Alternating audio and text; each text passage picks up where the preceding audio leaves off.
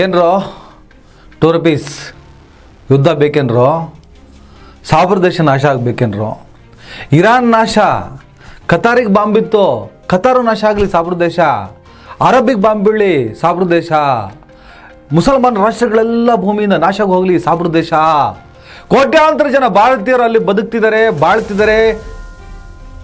NRI ಫಂಡ್ಗಳು ನನ್ನ ದೇಶಕ್ಕೆ ಬರುತ್ತೆ, ನಾವಿಲ್ಲಿ ಉದ್ಧಾರ ಆಗೋದಕ್ಕೆ ಅದು ಕೂಡ ನೆರವಾಗ್ತದೆ. ಯಾವ ನಾಲೆಡ್ಜ್ ಇಲ್ಲ. ಯುದ್ಧ ಬೇಕೇನ್ರೋ? ಸಾವಿರ ದೇಶ ನಾಶ ಆಗಬೇಕೇನ್ರೋ? 2 rupees 2 ರೂಪಾಯಿಗೋಸ್ಕರ ಏನು ಕಮೆಂಟ್ ಆಗ್ತಿರೋ? 2 ರೂಪಾಯಿಗೋಸ್ಕರ ಬದುಕು ಹಾಳಾದರೂ ಪರವಾಗಿಲ್ಲ, 2 rupees ಸಾಕು ನಮಗೆ. ನಮ್ಮ ಸಗಣಿ ಮೆದುಳು ಅದನ್ನು ಮೀರಿ ಏನು ಯೋಚನೆ ಮಾಡೋದಿಲ್ಲ. ಹಿಂದೂ ಮುಸ್ಲಿಂ ಜಗಳ ನಿರಂತರವಾಗಿರಬೇಕು. ನನ್ನ ದೇಶದಲ್ಲಿ ರಾಜಕೀಯ ಪ್ರೊಪಗಂಡಕ್ಕೆ ಪೂರಕವಾಗಿ ನಿಮ್ಮ ಕೊಳೆತು ನಾರುತ್ತಿರುವ ಮೆದುಳಿಗೆ ನನ್ನ ದೇಶ ಕೂಡ ನಿರಾತಂಕವಾಗಿ, ನಿರಮ್ಮಳವಾಗಿ, ನೆಮ್ಮದಿಯಿಂದ ಬದುಕಬೇಕಂದ್ರೆ ಜಾಗತಿಕ ಸಂಬಂಧಗಳು ವೆರಿ ವೆರಿ ಇಂಪಾರ್ಟೆಂಟ್. ಮುಸಲ್ಮಾನ ರಾಷ್ಟ್ರಗಳು ಏನು ಮಾಡೋದಪ್ಪ? ಸಗಣಿ ಗಂಜಲಗಳ 2 rupees ಅಂಧ ಭಕ್ತರ ಚಡೇಸ್ ವೇಸ್ಟ್ ಬಾಡಿಗಳ ಮುಸ್ಲಿಂ ರಾಷ್ಟ್ರಗಳ ನೆಲದೊಳಗಡೆ, ಮುಸ್ಲಿಂ ರಾಷ್ಟ್ರದ ಭೂಮಿಯಲ್ಲಿ ತೈಲ ಸಂಪತ್ತು, ನೈಸರ್ಗಿಕ ತೈಲ ಸಂಪತ್ತು ಅಪಾರ ಪ್ರಮಾಣದಲ್ಲಿದೆ ಕಣ್ರು. ಈ ಇಸ್ರೇಲ್ ಎನ್ನುವಂತಹ ಈ ಅಮೆರಿಕ ಸಾಕಿರುವಂಥ ಒಂದು ಸಂಘಟನೆ ಇದೆಯಲ್ಲ, ಅದೇನು ಮಾಡ್ದು ಇರಾನಿನ ತೈಲ ಘಟಕಗಳ ಮೇಲೆ ಗುರಿಯಾಗಿಸಿ ಮಿಸೈಲ್ಗಳನ್ನು ಹಾರಿಸ್ತು, ಬಾಂಬನ್ನು ಹಾಕಿತು.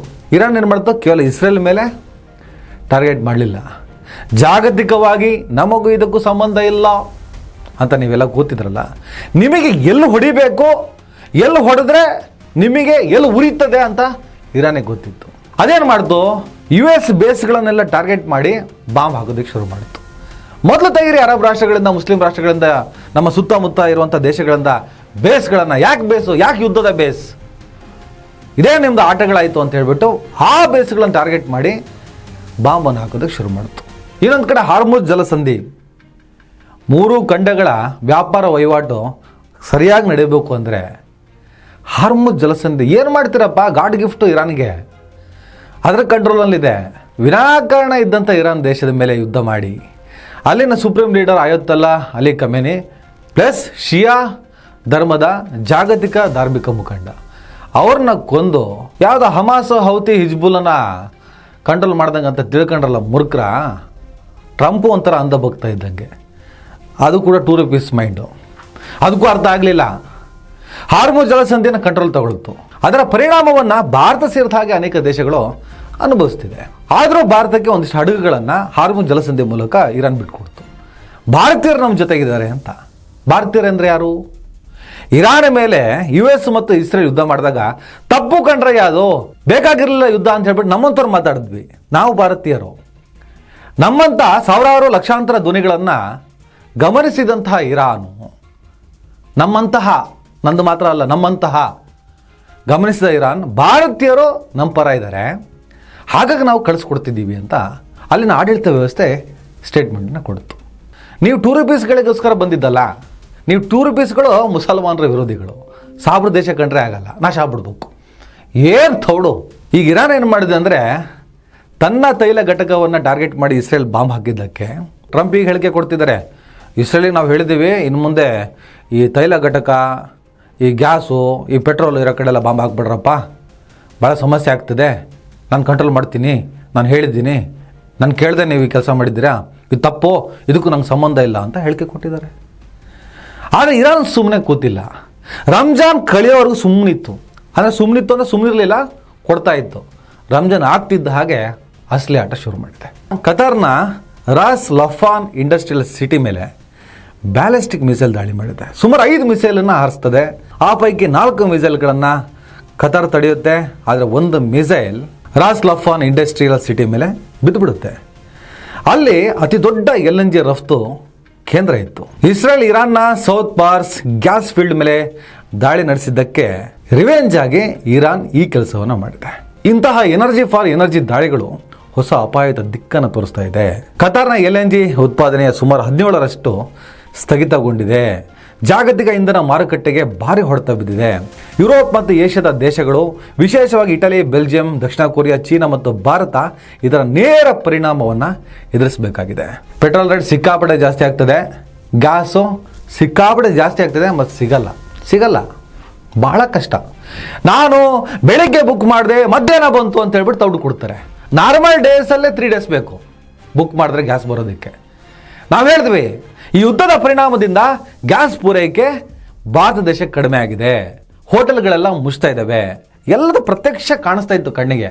ಆದರೂ ಈ 2 ರೂಪೀಸ್ ಇದಾರಲ್ಲ, 2 ರೂಪೀಸ್ ಇವ್ರುಗಳು ಸ್ಟೇಟ್ಮೆಂಟ್ ಕೊಡ್ತಾ ಇದ್ರು, ನಾನು ಗ್ಯಾಸ್ ಬೆಳಗ್ಗೆ ಬುಕ್ ಮಾಡಿದೆ, ಮಧ್ಯಾಹ್ನ ಬಂತು.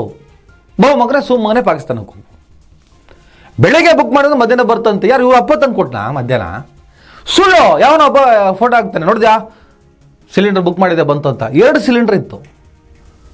ಯಾರ ಮನೆಗಪ್ಪ 2 ಸಿಲಿಂಡರ್ ಕೊಟ್ಬಿಡ್ತಾರೆ ಒಂದು ಬುಕ್ಕಿಂಗ್ಗೆ? ದೇಶ ಹೊತ್ತಿ ಉರಿದ್ರೂ ಪರವಾಗಿಲ್ಲ, ಜಗತ್ತು ಹೊತ್ತು ಉರಿದ್ರೂ ಪರವಾಗಿಲ್ಲ, ಎಲ್ಲರೂ ಅನುಭವಿಸ್ತಾರೆ, ನಾವು ಅನುಭವಿಸೋಣ. ನಮಗೆ ಒಂದು ಕಮೆಂಟಿಗೆ 2 ರೂಪಾಯಿ ಸಿಗುತ್ತೆ, ನಾವು ಅಷ್ಟಕ್ಕೆ ತೃಪ್ತಿಯಾಗಿದ್ದೀವಿ. ನಮ್ಮ ಮಿದುಳು ಕೊಳೆತು ನಾರುತ್ತಿದೆ, ಸಗಣಿ ತುಂಬಿಕೊಂಡಿದೆ. ಕತಾರ್ನ ರಾಸ್ ಲಫಾನ್ ಇಂಡಸ್ಟ್ರಿಯಲ್ ಸಿಟಿ ಮೇಲೆ ಬಾಂಬಿತ್ತಲ್ಲ, ಇದರ ಪರಿಣಾಮ ಸಾಮಾನ್ಯ ಜನರ ಜೀವನದ ಮೇಲೆ ನೇರವಾದ ಹೊಡೆತ ಬೀಳುತ್ತೆ. ಅಡುಗೆ ಅನಿಲ LPG ಬೆಲೆ ಏರಿಕೆ ಆಗುತ್ತೆ. ಕತಾರ್ನಿಂದ ಬರುವ LNG ಅಂದರೆ ಲಿಕ್ವಿಡ್ ನ್ಯಾಚುರಲ್ ಗ್ಯಾಸ್ ಪೂರೈಕೆ ಕಡಿಮೆ ಆದರೆ ಅಡುಗೆ ಅನಿಲ ದರ ಗಗನಕ್ಕಿರುತ್ತೆ. ಇದು ಪ್ರತಿಯೊಬ್ಬ ಸಾಮಾನ್ಯ ನಾಗರಿಕನ ಮಾಸಿಕ ಬಜೆಟ್ ಮೇಲೆ ಪರಿಣಾಮ ಬೀರುತ್ತೆ. 2 ರೂಪೀಸ್ ಕೇಳಿಸ್ಕೊಳ್ರೋ. ಹಾಗೆ ಗ್ಯಾಸ್ ಆಧಾರಿತ ವಿದ್ಯುತ್ ಸ್ಥಾವರಗಳಿಗೆ ಇಂಧನ ಕೊರತೆ ಆಗುತ್ತೆ, ಕರೆಂಟ್ ಬಿಲ್ ಹೆಚ್ಚಾಗುತ್ತೆ, ಲೋಡ್ ಶೆಡ್ಡಿಂಗ್ ಸಮಸ್ಯೆ ಎದುರಾಗುತ್ತೆ. ಕರೆಂಟ್ ಪ್ರಾಬ್ಲಮ್ ಇದೆ, ಬಿಲ್ಲು ಜಾಸ್ತಿ ಕಟ್ಟಿ ಅನುಭವಿಸಿ. ಹಾಗೆ ಈ ಚಿಪ್ಗಳ ಕೊರತೆ ಅಂದರೆ ಸೆಮಿ ಕಂಡಕ್ಟರ್ಸ್. ಕತಾರ್ ಹೀಲಿಯಂನ ಅತಿ ದೊಡ್ಡ ಉತ್ಪಾದಕರಲ್ಲಿ ಒಂದು. ಹೀಲಿಯಂ ಕೊರತೆ ಆದರೆ ಮೊಬೈಲ್, ಲ್ಯಾಪ್ಟಾಪ್ ಮತ್ತು ಕಾರುಗಳಲ್ಲಿ ಬಳಸುವ ಸೆಮಿ ಕಂಡಕ್ಟರ್ ಚಿಪ್ಗಳ ತಯಾರಿಕೆ ಕುಂಠಿತವಾಗುತ್ತೆ. ಈ ಎಲೆಕ್ಟ್ರಾನಿಕ್ ವಸ್ತುಗಳ ಬೆಲೆ ಏರುತ್ತೆ. ಹಾಗೆ ಕೃಷಿಗೆ ಬೇಕಾದ ಯೂರಿಯಾ ತಯಾರಿಕೆಗೆ ನೈಸರ್ಗಿಕ ಅನಿಲ ನ್ಯಾಚುರಲ್ ಗ್ಯಾಸ್ ಅತಿ ಮುಖ್ಯ. ಇದರ ಬೆಲೆ ಹೆಚ್ಚಾದರೆ ರೈತರಿಗೆ ಗೊಬ್ಬರ ದುಬಾರಿ ಆಗುತ್ತೆ. ಅಂತಿಮವಾಗಿ ಆಹಾರ ಪದಾರ್ಥಗಳ ಬೆಲೆ ಏರಿಕೆ ಕಾರಣ ಆಗುತ್ತೆ. ಅದೇ ರೀತಿ ಪೆಟ್ರೋಲ್ ಮತ್ತು ಡೀಸೆಲ್ ಕಚ್ಚಾ ತೈಲದ ಬೆಲೆ 110 ದಾಟೋಯ್ತು. ಲಾರಿ ಮತ್ತು ಬಸ್ಗಳ ಬಾಡಿಗೆ ಹೆಚ್ಚಾಗುತ್ತೆ. ಇದರಿಂದ ತರಕಾರಿ ಸೇರಿದಂತೆ ದಿನಬಳಕೆಯ ವಸ್ತುಗಳ ಬೆಲೆ ಏರುತ್ತೆ. ಎಲ್ಲ ಒಂದು ಕೊಂಡಿ ಒಂದಕ್ಕೆ ಏಟು ಬಿತ್ತಂದರೆ ಎಲ್ಲ ವಲಯದಲ್ಲೂ ನಾವು ಅನುಭವಿಸಲೇಬೇಕು, ಪರಿಣಾಮಗಳನ್ನು ಎದುರಿಸಲೇಬೇಕಾಗ್ತದೆ. ಇರಾನ್ ಒಂದು ವೇಳೆ ಹಾರ್ಮುಜ್ ಜಲಸಂಧಿಯನ್ನು ಬಂದ್ ಮಾಡಿದ್ರೆ, ಈಗ ಸಂಪೂರ್ಣವಾಗಿ ಬಂದ್ ಏನಂದು ಮಾಡಿದ್ರೆ ಪ್ರಪಂಚದ 20% ತೈಲ ಸಾಗಣೆ ನಿಂತು ಹೋಗುತ್ತೆ. ಇದು ಜಾಗತಿಕವಾಗಿ ಪೆಟ್ರೋಲ್ ಬರಗಾಲಕ್ಕೆ ಕಾರಣ ಆಗ್ಬೋದು. ಭಾರತ ತನ್ನ 50%ಕ್ಕಿಂತ ಹೆಚ್ಚು LNGಯನ್ನು ಕತಾರ್ನಿಂದಲೇ ತರಿಸಿಕೊಳ್ಳುತ್ತೆ. ಈಗ ಪೂರೈಕೆ ಸ್ಥಗಿತಗೊಂಡ್ರೆ ಭಾರತದ ಆರ್ಥಿಕತೆಯ ಮೇಲೆ ಭಾರಿ ಒತ್ತಡ ಬೀಳುತ್ತೆ. ತೈಲ ಮತ್ತು ಅನಿಲಕ್ಕೆ ಹೆಚ್ಚಿನ ಡಾಲರ್ ಪಾವತಿಸಬೇಕಾಗಿ ಬರೋದ್ರಿಂದ ರೂಪಾಯಿ ಮೌಲ್ಯ ಕುಸಿಯುವ ಸಾಧ್ಯತೆ ಇರುತ್ತೆ. ಅದಾಗಲೇ ಡಾಲರ್ 93ರ ಗಡಿ ದಾಟಿದೆ, ಇನ್ನು ಆಟ ಇದೆ ಕಣ್ರಯ್ಯ. ಅದೇ ರೀತಿ ಯುದ್ಧದ ಭೀತಿಯಿಂದಾಗಿ ಹೂಡಿಕೆದಾರರು ಆತಂಕಕ್ಕೊಳಗಾಗಿ ಷೇರು ಮಾರುಕಟ್ಟೆಯಲ್ಲಿ ಆಲ್ರೆಡಿ ಕುಸಿತ ಆಗ್ತಾ ಇದೆ, ಇನ್ನು ದೊಡ್ಡ ಪ್ರಮಾಣದಲ್ಲಿ ಕುಸಿತ ಉಂಟಾಗ್ಬೋದು. ಚಿನ್ನದ ಬೆಲೆ ಮತ್ತಷ್ಟು ಏರಿಕೆಯಾಗುವ ಸಾಧ್ಯತೆ ಇದೆ. ಯಾಕಂದರೆ ಇಂಥ ಸಂದರ್ಭದಲ್ಲಿ ಜನ ಚಿನ್ನದ ಮೇಲೆ ಹೆಚ್ಚು ಹೂಡಿಕೆ ಮಾಡ್ತಾರೆ. ಯುದ್ಧ ಶುರುವಾಯಿತು ಅಂದ ಕೂಡಲೇ ಯುದ್ಧ ಬೇಡ ಅಂತೀವಿ ನಾವು. ಯಾಕಂದರೆ ಅದರ ಪರಿಣಾಮಗಳ ಬಗ್ಗೆ ನಮ್ಮಂಥ ಓದ್ಕೊಂಡವರಿಗೆ ದೂರದೃಷ್ಟಿಕೋನ ಇರುತ್ತೆ. ನಿಮ್ಮಂಥ ಸಗಣಿ ಮೆದುಳುಗಳಿಗೆ 2 ರೂಪೀಸ್ಗಳಿಗೆ ಅದು ಅರ್ಥನೇ ಆಗಲ್ಲ. ಕೇವಲ ಯುದ್ಧ ಯಾವ ಧರ್ಮಗಳ ನಡುವೆ ನಡೀತಾ ಇದೆ. ನಮ್ಮನ್ನು ಹುಟ್ಟಿಸಿದ ಅಪ್ಪ ಇಸ್ರೇಲ್, ಅದೇನು ಮಾಡಿದ್ರು ಸರಿ. ಟ್ರಂಪ್ ಕ್ಯಾಕರ್ ಸುಗಿತಾ ಇದ್ದಾನೆ, ಎಂಬಸಿ ಮೇಲೆ ಏನೆಲ್ಲ ಪ್ರೆಷರ್ ತಂದಿದ್ದಾನಂತೆ. ಇರಾನ್ ಮೇಲೆ ನಮಗೆ ಯಾವ ರಾಷ್ಟ್ರಗಳು ಕೂಡ ಸಪೋರ್ಟ್ ಮಾಡ್ತಾ ಇಲ್ಲ, ನೀವು ನಮಗೆ ಸಪೋರ್ಟ್ ಮಾಡಿ, ಇಲ್ಲ ಅಂದರೆ ಗೊತ್ತಲ್ಲ ಅಂತ ತಾಕೀತು ಮಾಡಿದ್ದಾನಂತ ಮಾಹಿತಿ. ಆ ಸ್ಪಷ್ಟ ಮಾಹಿತಿ, ಅದರ ಬಗ್ಗೆ ಭಾರತ ದೇಶ ಉತ್ತರ ಕೊಡಲಿ. ಯುದ್ಧ ಬೇಕು, ಯುದ್ಧ, ಹೊಸ ಪ್ರದೇಶ ನಾಶ ಆಗಬೇಕು, ಅಷ್ಟು ಸುಲಭ ಅಲ್ಲ ಕಣ್ರಯ್ಯ. ಇಲ್ಲೆಲ್ಲ ರಾಯಚೂರಲ್ಲಿ ಕಲ್ಲಂಗಡಿ ಮಾರ್ತಿದ್ದಲ್ಲ ನಬಿ ಸಾಬು, ಆಂಜನೇಯ ದೇವಸ್ಥಾನ ಮುಂದೆ ಆ ವೃದ್ಧನ ಕಲ್ಲಂಗಡಿ ಅಂಗಡಿಯನ್ನ ಧ್ವಂಸ ಮಾಡಿದಂಗೆ ಜಾಗತಿಕ ಯುದ್ಧಗಳೆಲ್ಲ ಕಣ್ರಯ್ಯ. ಯುದ್ಧ ಅಂದರೆ ತಾಲೂಕ್ ಲೆವೆಲ್ ಕಬಡ್ಡಿ ಟೂರ್ನಮೆಂಟು ಅಲ್ಲ ಕಣ್ರಯ್ಯ. ಯುದ್ಧ ವಿನಾಶ, ಯುದ್ಧದ ಪರಿಣಾಮಗಳು ಭೀಕರ. ಕೇವಲ ಸಾವು ನೋವುಗಳಾಗಲ್ಲ, ಬದುಕುಗಳು ನಾಶ ಆಗ್ತವೆ. ಸಾಬ್ರು ದೇಶ ಸಾಬ್ರು ಏನು ಪ್ರಾಬ್ಲಮ್ ಮಾಡಿದ್ರು 2 ರೂಪೀಸ್ ನಿಮಗೆ? ಯಾಕಷ್ಟು ದ್ವೇಷ? ಈ ದೇಶದ ಮುಸಲ್ಮಾನರನ್ನ ದ್ವೇಷ ಮಾಡ್ತೀರಾ 2 ರೂಪೀಸ್ಗಳ ನೀವು. ಜಗತ್ತಿನ ಮುಸಲ್ಮಾನ ರಾಷ್ಟ್ರಗಳನ್ನೆಲ್ಲ ದ್ವೇಷ ಮಾಡ್ತೀನಿ ಅಂದರೆ, ನನ್ನ ದೇಶದ ಕೋಟ್ಯಾಂತರ ಹಿಂದೂಗಳು ಅದೇ ಮುಸಲ್ಮಾನ ರಾಷ್ಟ್ರಗಳಲ್ಲಿ ಬದುಕನ್ನು ಕಟ್ಕೊಂಡಿದ್ದಾರೆ, ಬಾಳೆ ಬದುಕ್ತಿದ್ದಾರೆ ನೆಮ್ಮದಿಯಿಂದ, ಧರ್ಮ ಕರ್ಮಗಳ ಹಂಗಿಲ್ಲದೆ. ಯಾಕೆ ಸಾಯ್ತೀರಾ? ಆ ರಾಷ್ಟ್ರಗಳಿಗೆ ಬಾಂಬ್ ಬಿದ್ದರೆ ಇದೇ ಇರಾನ್ನಲ್ಲಿ ಲಕ್ಷಾಂತರ ಭಾರತೀಯರಿದ್ದಾರೆ, ಇದೇ ಇಸ್ರೇಲ್ನಲ್ಲೂ ಭಾರತೀಯರಿದ್ದಾರೆ. ಯುದ್ಧ ಶುರುವಾದರೆ ನಮ್ಮ ದೇಶದವರು ಸಾಯ್ತಾರಲ್ವ. ಅದರ ಜೊತೆಗೆ ಆ ದೇಶಗಳಿಂದ ಬರುವಂತಹ ತೈಲ ಸಂಪತ್ತು ನಿಂತರೆ, ನಾವು ಗೋಧಿ ಬೆಳೆಯುತ್ತೇವೆ, ಅಕ್ಕಿ ಬೆಳೆಯುತ್ತೇವೆ, ನಾವು ಅಕ್ಕಿ ಕೊಟ್ಟರೆ ಅವರು ಗ್ಯಾಸ್ ಕೊಡ್ತಾರೆ, ಪೆಟ್ರೋಲ್ ಕೊಡ್ತಾರೆ ಅಂತ ₹2 ಹೋದ. ಆ ಅಕ್ಕಿ ಗೋಧಿಗಳೆಲ್ಲ ಬೇಕಾದ್ರೆ ಗ್ಯಾಸ್ ಬೇಕಲ್ಲ, ಅದು ಸಾಗಣೆ ಮಾಡೋದಕ್ಕೆ ಪೆಟ್ರೋಲ್ ಬೇಕಲ್ಲ. ನಾವು ಕಾಡಿಗೆ ಹೋಗಿ ಕಟ್ಟಿಗೆಯನ್ನು ಕಡಿದು ಕಟ್ಟಿಗೆ ತಂದು ಅಡುಗೆ ಮಾಡಿ ತಿನ್ನುತ್ತೇವೆ. ಆಯ್ತಪ್ಪ, ನಿಂಗೆ ಅಕ್ಕಿ ಗೋಧಿ ಸರಬರಾಜು ಆಗಬೇಕಲ್ಲ, ಅದಕ್ಕೆ ಪೆಟ್ರೋಲ್ ಬೇಕಲ್ಲ. ಅಮೆರಿಕದಿಂದ ತರಿಸಿಕೊಳ್ಳುತ್ತೇವೆ, ರಷ್ಯಾದಿಂದ ತರಿಸಿಕೊಳ್ಳುತ್ತೇವೆ, ಸಾವಿರ ದೇಶವೇ ಬೇಡ, ಹಿಂಗೂ ವಾದ ಮಾಡ್ತಾರೆ. ಸಗಣಿ ಮೆದುಳು ಅಲ್ವಾ, ಅದು ಹಾಗೆ ಇರ್ತದದು. ಆ ಲೆವೆಲ್ಗೆ ಇವ್ರನ್ನೆಲ್ಲ ಹಾಳು ಮಾಡಾಕಿದ್ದಾರೆ. ಧರ್ಮದ ನಶೆಯನ್ನು ತುಂಬಿ ತುಂಬಿ ತುಂಬಿ ತುಂಬಿ ತುಂಬಿ ಮೆಂಟ್ಲಾಗೋಗಿದ್ದಾರೆ. ಉದ್ಯೋಗ ಬೇಕು, ಹೊಟ್ಟೆ ಹಸಿತಿದೆ ಅಂದಾಗ ₹2 ಕೊಟ್ಟಿದ್ದಾರೆ, ಅಷ್ಟಕ್ಕೆ ಸಮಾಧಾನ. ಕ್ಯಾಬಿನೇ ಬರಿ ಬೆತ್ತಲೆ. ಇವತ್ತು ಇಸ್ರೇಲ್, ಇರಾನ್, US ನಡುವೆ ಏನೋ ಸಂಘರ್ಷ ನಡೀತಿದೆ. ಅದಕ್ಕೆ ಈ ₹2 ಭಕ್ತರ ಕಾರಣ ಅಲ್ಲ. ಆದರೆ ಈ ₹2 ಭಕ್ತರ ವಿತಂಡ ವಾದಗಳನ್ನು ನೋಡ್ತಾ ಇದ್ದಾಗ ನಮಗೆ ಅವರನ್ನೇ ಉಲ್ಲೇಖಿಸಿ ಅವರನ್ನೇ ಗುರಿಯಾಗಿಸಿ ಮಾತಾಡಬೇಕಾಗತ್ತೆ. ಇವರು ಎಂಥ ಸಚ್ಚಾರಿತ್ರ್ಯ ಉಳ್ಳವರಂದರೆ, ಮಾತೃದೇವೋ ಭವ ಅನ್ನೋರು ಇವರೇ, ನಿನ್ನ ಅಮ್ಮನ ಯಾ ಅನ್ನೋರು ಇವರೇ, ಸುಮಗ ಅನ್ನೋರು ಇವರೇ. ಇಂಥವರನ್ನು ಹೆತ್ತಂತಹ ಆ ಮಹಾ ತಾಯಿ ಪತಿವ್ರತೆಯೇ ಆಗಿರಲಿ ಅನ್ನೋದು ನಮ್ಮ ನಿರೀಕ್ಷೆ. Not clarity. ನಾನು ಕೆಟ್ಟ ಪದಗಳನ್ನು ಬಳಸಿ ಆ ಅಯೋಗ್ಯರ ಲೆವೆಲ್ಗೆ ಹೋಗೋಕ್ಕೆ ಇಷ್ಟಪಡಲ್ಲ.